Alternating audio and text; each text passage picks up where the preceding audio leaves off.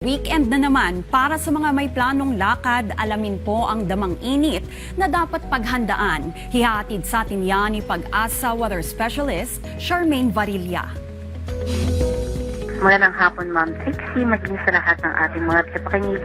Narito ang ulat sa lagay ng panahon. Kasalukuyan, yung ridge pa rin ng high pressure area ang siya nakaka-apekto dito sa may northern Luzon at nagdudulot na yan magandang panahon at mangilan-ngilan na kaulapan. Samantala, dito sa Metro Manila at labing bahagi ng ating bansa, umiiral pa rin nga yung epekto ng localized thunderstorm na siya nagdudulot ng mga pulo-pulo at mga panandali ang mga pagulan, pagkulog, lalong-lalo na nga sa hapon.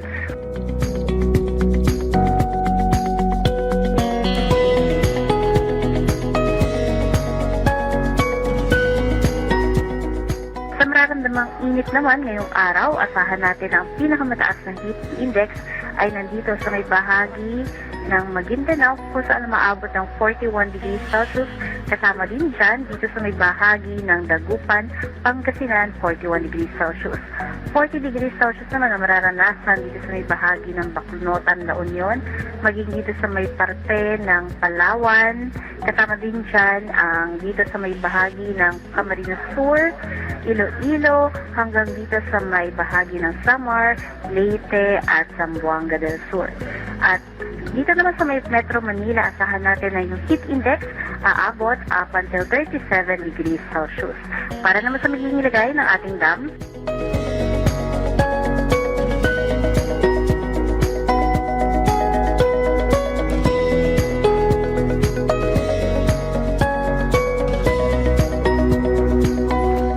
at yan ang ating latest mula dito sa Pag-asa Weather Forecasting Center. Charmaine Varilla, nag-uulat. Maraming salamat Pag-asa Weather Specialist Charmaine Varilla. At yan ang update sa mga oras na ito. Muli sa pabago-bagong panahon maging listo dahil ligtas ang may info.